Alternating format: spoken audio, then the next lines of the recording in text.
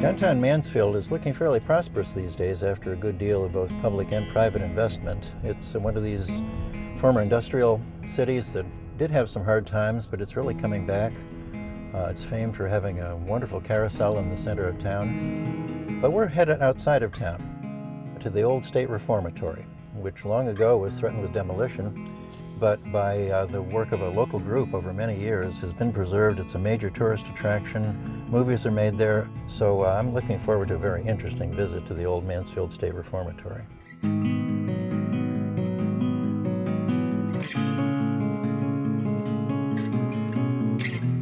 Hello, Ashley. Hi, Jeff. It's nice to meet you. Nice to meet you. Thanks so much for inviting us to the Reformatory today. So I'm interested in history and architecture. This was built what year?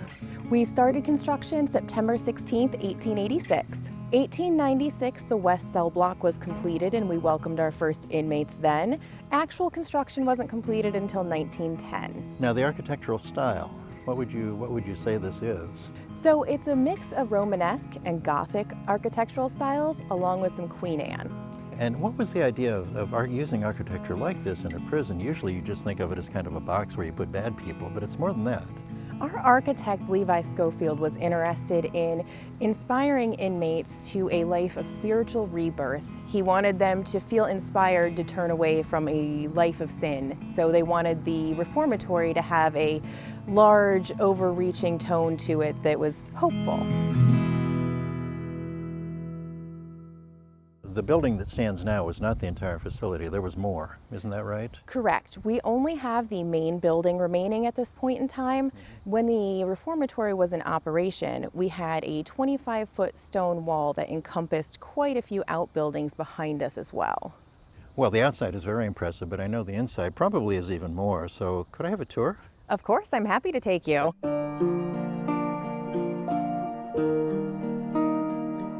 Oh, this is quite a room. Yes, this has been exposed to the original brick in the reformatory here. As you may notice, the ceilings in this space have a wavy action to them that helps maintain the structure. And in this space, this is the first floor of the Ohio Corrections Museum. We feature not only items from the Ohio State Reformatory, but also items from other correctional institutions around the state. In this particular room, we have a lot of the furniture that the Glattke family used while here.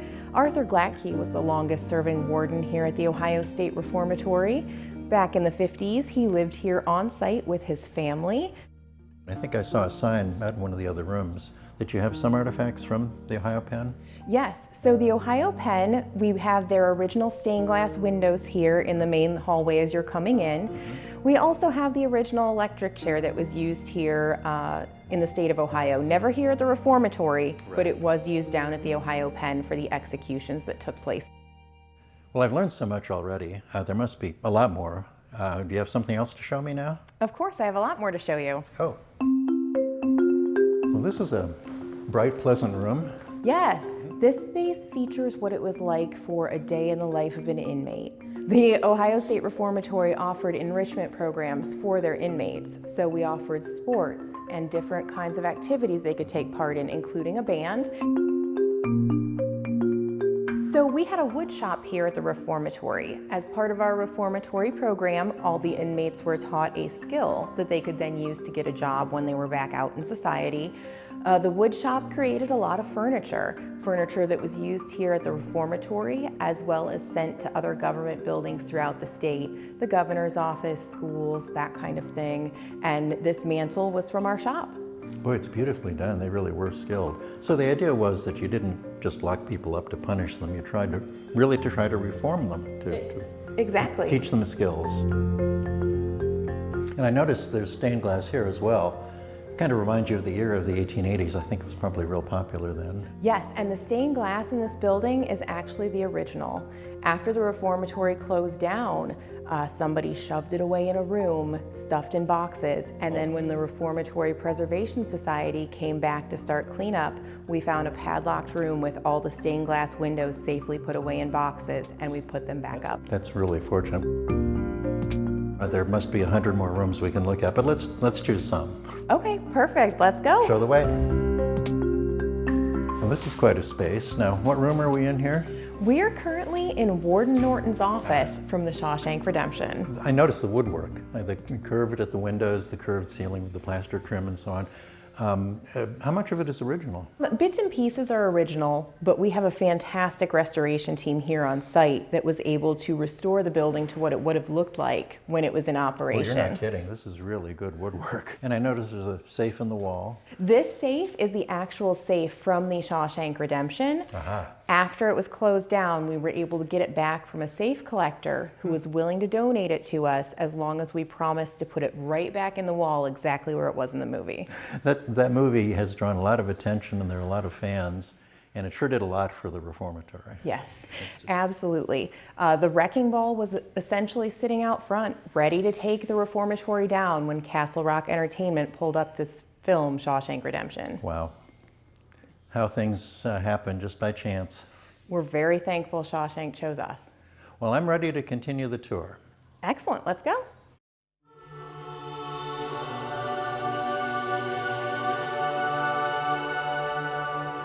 Wow, what a space. This is really something. It is, yes. This is the original chapel. At times, Protestant services, Catholic services, they were all run in this space. And all the inmates would just file in. That's the west cell block, that's the east. They would just file in, single file, to sit and attend Mass. And back when the chapel was in use, if you look along the side of the walls there, you can see where a balcony used to exist. You can see. Having that balcony was the only way we could fit all 1,900 inmates in this space. Wow. Boy, it is a remarkable space, one of the most impressive ones. But I know there's more. So there's something else you want to show me, isn't there? Of course, let's keep going. Okay.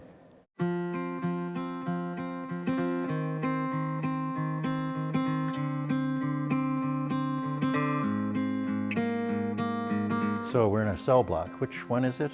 This is the east cell block. And the west was identical, just kind of a mirror image? They were similar, but they did have differences. The west cell block was made out of concrete mortar and steel. It was easier to heat, easier to keep cool. Here in the east, it is comprised solely of steel. So in the winter, it's very cold, and in the summer, it's very hot. This is the largest freestanding steel cell block in the world. At 6 tiers high, right now we are 6 tiers up from the ground, and there is no taller cell block in the world.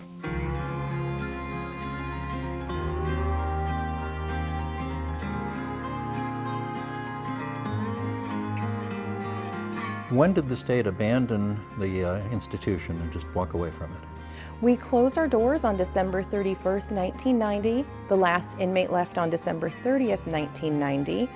During that time, we sat empty for a couple years, and then the Shawshank Redemption was filmed here in 1993. But by that time, you'd already formed the Preservation Association. That's correct. The Mansfield Reformatory Preservation Society was formed in 1992. The state allowed us to have management over the property starting in 1995. We began cleanup efforts and started restoring the place.